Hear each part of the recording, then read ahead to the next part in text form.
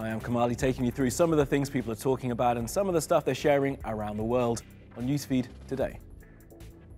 Birthday boy Kim Jong-un has been in Beijing. The Australian internet gets excited about their Prime Minister's shoes. We'll tell you why.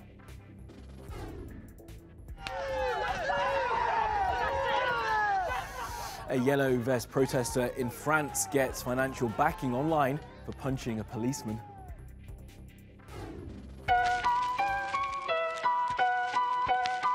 Yeah.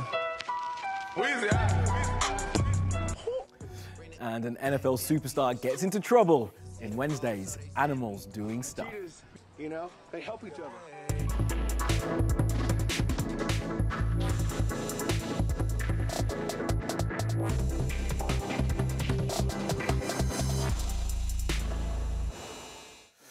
Well, today at the top of the newsfeed, Kim in Beijing again. North Korea's supreme leader hopped his train to Beijing for a visit, his fourth to the Chinese capital, and one that coincides with his birthday. And it was a big deal in China, where they were trying some new nicknames for him, ones that aren't Little Rocket Man. Here's Sam. Well, when it comes to the online reaction to Kim Jong-un's visit here to China, social media has been nothing short of flattery for him.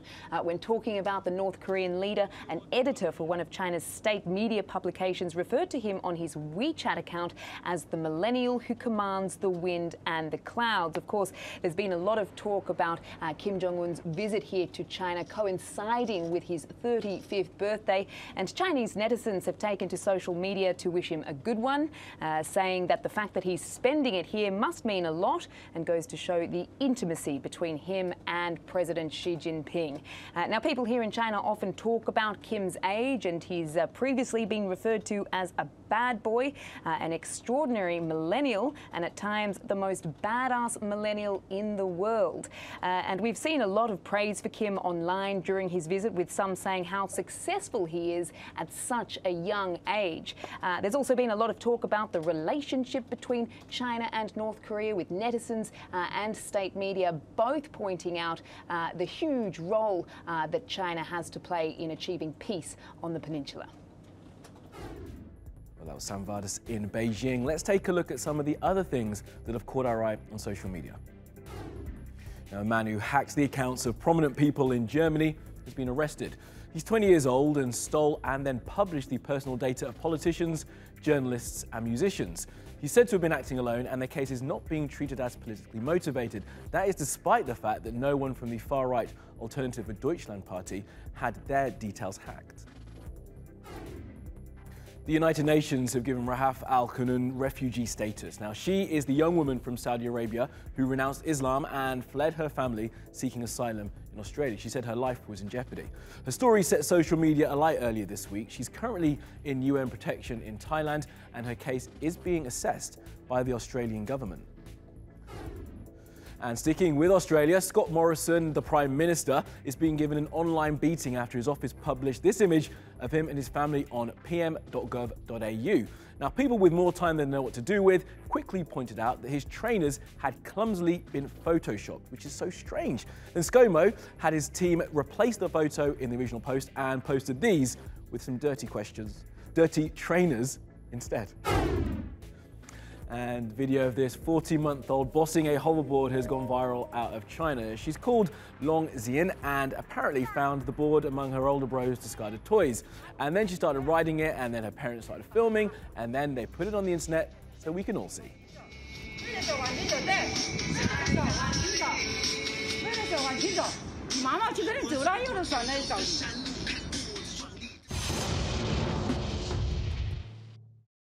Now, more than $150,000 has been raised for a Frenchman who's facing prison after being filmed punching a riot police in last week's yellow vest protests in France. Christophe Dettinger is a former French boxing champion, and says he's fighting against what he sees as the repression of the Emmanuel Macron government.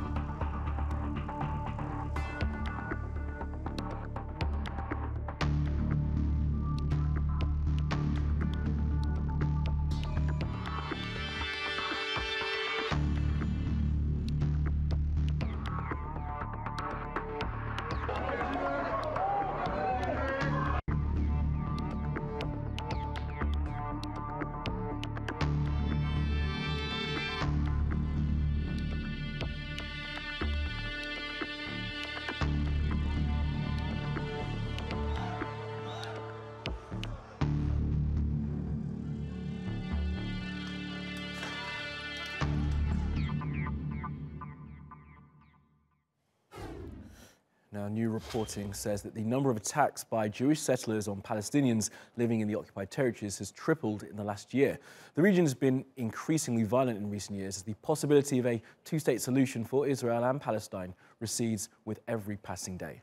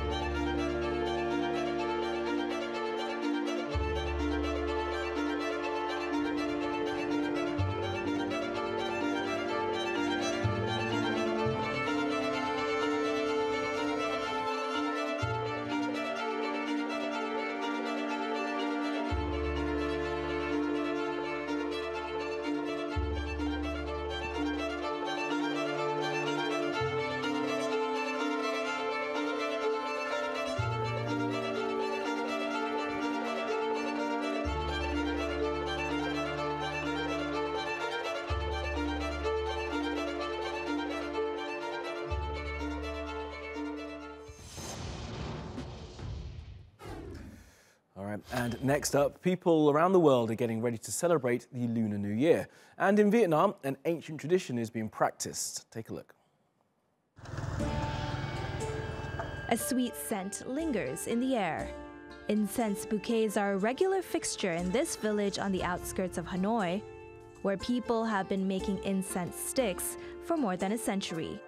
We have done this job for 4 to 5 generations. It's a traditional and spiritual job making these incense sticks. It's the busiest time of the year for these workers. Demand spikes before the Vietnamese Lunar New Year. Incense is an indispensable thing for worshipping. I usually use incense that has a traditional scent, like something herbal. The process is time-consuming. First, bamboo is cut into thin sticks. But this part of the job is a lot easier than 100 years ago, thanks to machines. The sticks are then dipped into dye and fanned out and dried. Then comes what makes a stick so sought after, a coating of incense paste. Then the sticks are dried again. The work offers more than pride. It's good money. Workers can earn more than $400 a month in the lead up to the Lunar New Year. That's quite a lot, in a country where the average monthly wage is just under $200.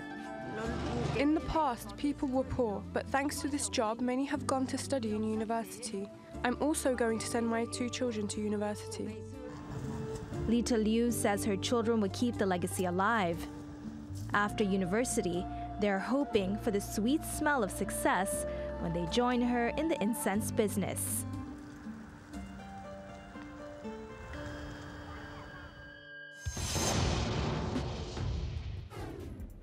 All right, let's take you around the world now for some other stories you need to know this Thursday. It wasn't just me that was young that he liked. God, I can't take another day. I can't do this anymore. It shouldn't have happened. Why didn't anyone know this? We all know this. No one cared because we were black girls. Now, the disgraced singer R. Kelly could be about to face criminal charges in connection to decades of sexual assault allegations. He denies all the accusations against him. Now, the new investigation is reported to be being discussed in light of a bombshell docu-series that played out on US TV over the weekend. It was called Surviving R. Kelly and had testimony from many people who said they'd been abused by the singer. The investigations are said to have been launched in 2 different cities. And videos like these have been going viral in the UK in the last few days. They show politicians and journalists and anyone else being harassed by yellow vest wearing Brexit supporters. The person who Facebooked live most of these moments is called James Goddard. Now, he's had his Facebook account closed. Facebook said the site would not tolerate an environment of intimidation, which may provoke real-world violence. One of the men involved in this assault has just been sentenced to 3 and a bit years in prison. He was part of a gang who attacked a guy called DeAndre Harris in a parking garage in the city of Charlottesville in 2017. It happened on the side of a neo-Nazi rally, and President Trump said that during that rally there were good people on both sides.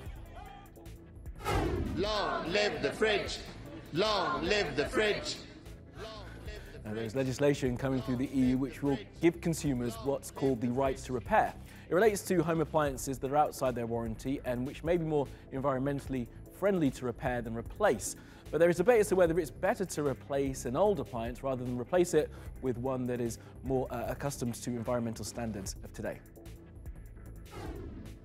A 7-year-old girl has won $30,000 toward her college tuition for this Google Doodle. There it is. Sarah Gomez Lane drew this as part of the Doodle for Google competition. She says she wants to be a paleontologist, and her school will also get $50,000 to spend on new technology.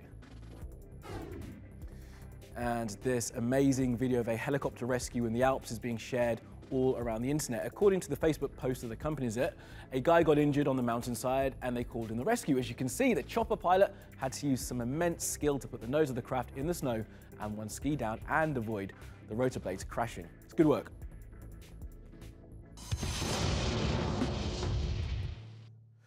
The Consumer Electronics Show is well underway in Las Vegas. Remember yesterday we showed you the walk-in cart? Well, today Karen is looking at some of the new products that could help you in the home. Roll up to see what your household entertainment system could look like in the not-too-distant future. This is LG's rollable television, a 65-inch TV that rolls itself away into a sleek piece of furniture when it's not being used. So this is our exciting new OLED TV R series. It's the first large-screen rollable television set, 65-inch, 4K diameter, and it is really a revolution in television design. Because before, if you wanted to place a TV in a room, you couldn't put it in front of a window. You couldn't put it in the middle of the room, but now you can. So the TV, when it's off, rolls into the box that it comes into. It's not obstructing any views or any windows. When you're ready to watch TV, it opens up fully to watch your programming, or we have what's called the line view, which gives you a partial opening so you can listen to music, look at photographs, check the time and the weather. It really works with your lifestyle. LG says it will begin shipping in the second half of 2019. The price has not yet been set.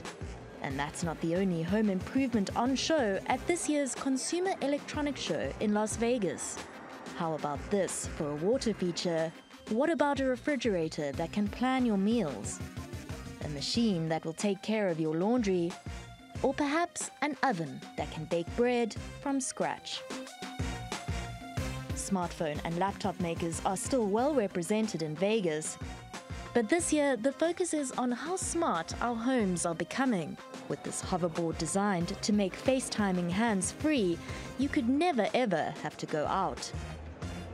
If you do, technology can make that easier too, with this luggage that will take care of itself.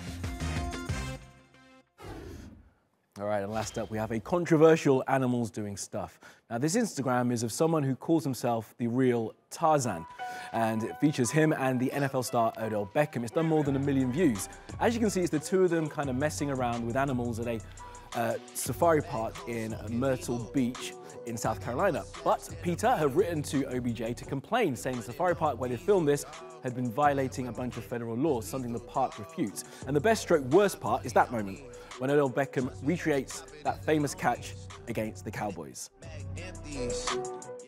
All right, that's all from the NewsFeed team. Reach out to me with your questions, comments, complaints and suggestions. I'm at Kamali Melbourne. You'll find us 24/7 on Twitter and YouTube. Follow and subscribe.